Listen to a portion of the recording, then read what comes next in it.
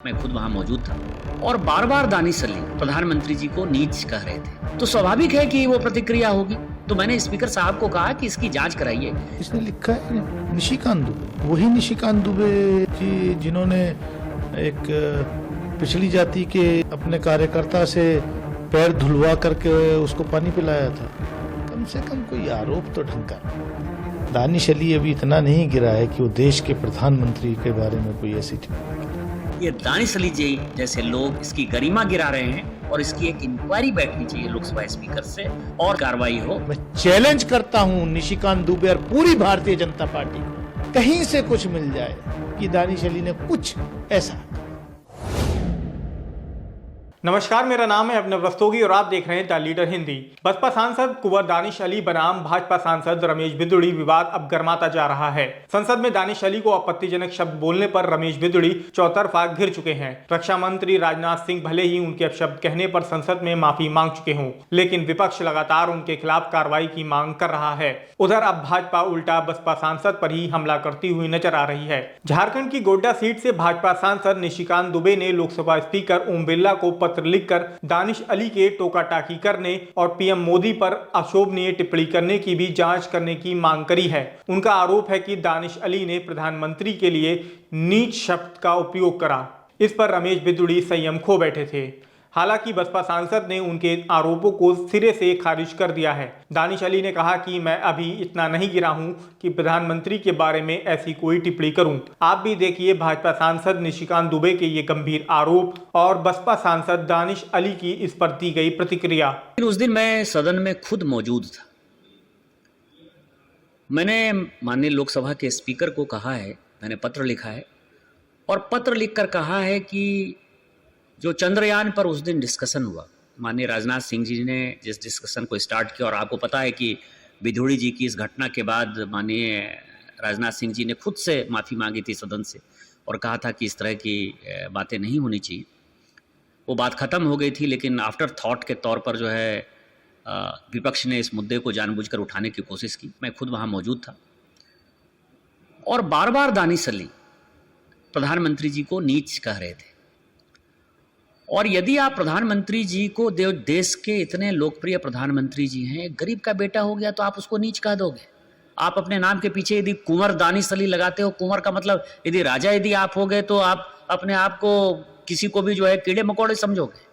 और कोई स्पीकर यदि बोल रहा है उसको बार बार प्रोवोक कर रहे हो, रमेश बिदुड़ी जी को प्रोवोक किया और उसमें भी आप प्रधानमंत्री जी को इस तरह से डेरोगेटरी रिमार्क्स के साथ प्रोवोक करोगे, तो स्वाभाविक है कि वो प्रतिक्रिया होगी। तो मैंने स्पीकर साहब को कहा कि इसकी जांच कराइए। इसने लिखा है निशिकांत दुबे, वही निशिकांत दुबे जी जिन्होंने एक पिछड़ी जाति के अपने कार्यकर्ता से पैर धुलवा करके उसको पानी पिलाया था। सेम निशिकांत दुबे ना, जिनकी कुछ डिग्री विग्री पे भी कुछ आरोप है कि फर्जी डिग्री है उनकी पीएचडी की। बीजेपी का क्राइसिस मैनेजमेंट ग्रुप 48 घंटे बैठने के बाद कम से कम कोई आरोप तो ढंग का लगाते थे। दानिश अली अभी इतना नहीं गिरा है कि वो देश के प्रधानमंत्री के बारे में कोई ऐसी टिप्पणी करे। हमारा वो चरित्र और हमारे वो संस्कार नहीं है।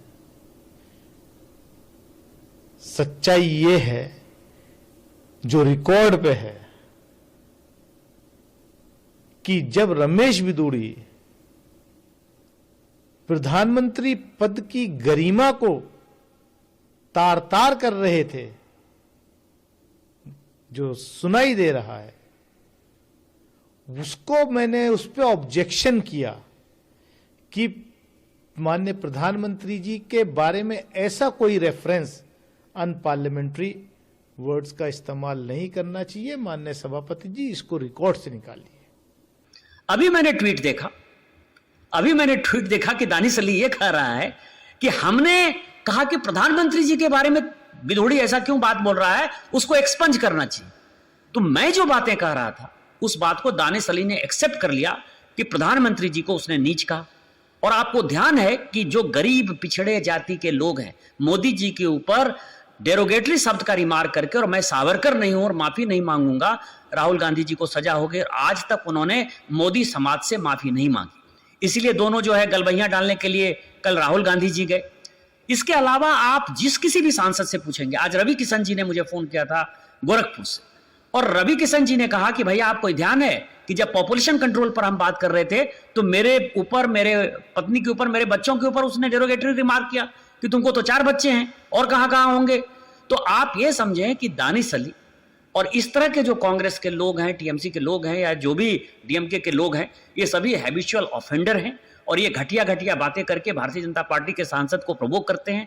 और भारतीय जनता पार्टी से ऊपर उठकर सदन की जो गरिमा रही है, जिस सदन में पंडित नेहरू से लेके इंदिरा जी तक, अटल बिहारी वाजपेयी जी से लेके राजेंद्र प्रसाद जी तक का जो है एक बड़ा योगदान रहा है, सरदार पटेल से लेके श्यामा प्रसाद मुखर्जी जी की जो गरिमा रही है, मधुलिमी, जॉर्ज फर्नांडिस, चंद्रशेखर जी, सोमनाथ चटर्जी जी, सारे पॉलिटिकल पार्टी के जो स्टॉलवर्ट्स जिन्होंने कि संविधान को बनाने में, लोकसभा को बनाने में, राज्यसभा की गरिमा को बढ़ाने में काम किया, उसमें आज की डेट में ये दानिश अली जी जैसे लोग, सौगत राय जैसे लोग, डीएमके के लोग, इस तरह के लोग इसकी गरिमा गिरा रहे हैं। और इसकी एक इंक्वायरी बैठनी चाहिए लोकसभा स्पीकर से, और सबों को जो भी कार्रवाई हो वो सर्वसम्मति से पूरा करना चाहिए। मैं चैलेंज करता हूं निशिकांत दुबे और पूरी भारतीय जनता पार्टी को।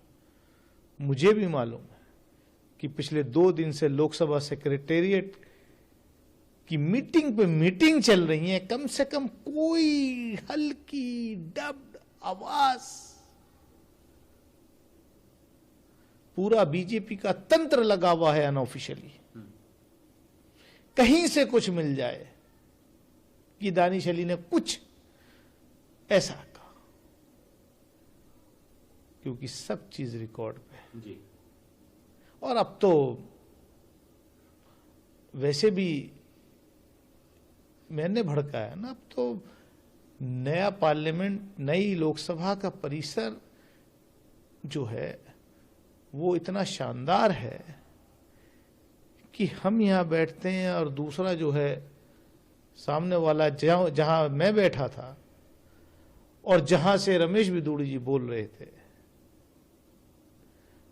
उसमें इतना फर्क था कि बगैर माइक के आवाज आ ही नहीं सकती थी, कि जो मेरे कुछ कहने से भड़क गए।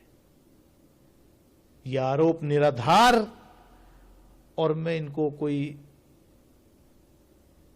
सीरियस नहीं लेता, क्योंकि बीजेपी आरएसएस में तो ट्रेनिंग ही ये दी जाती है कि एक झूठ को 100 बार बोलो और फिर उसको सच बना दो।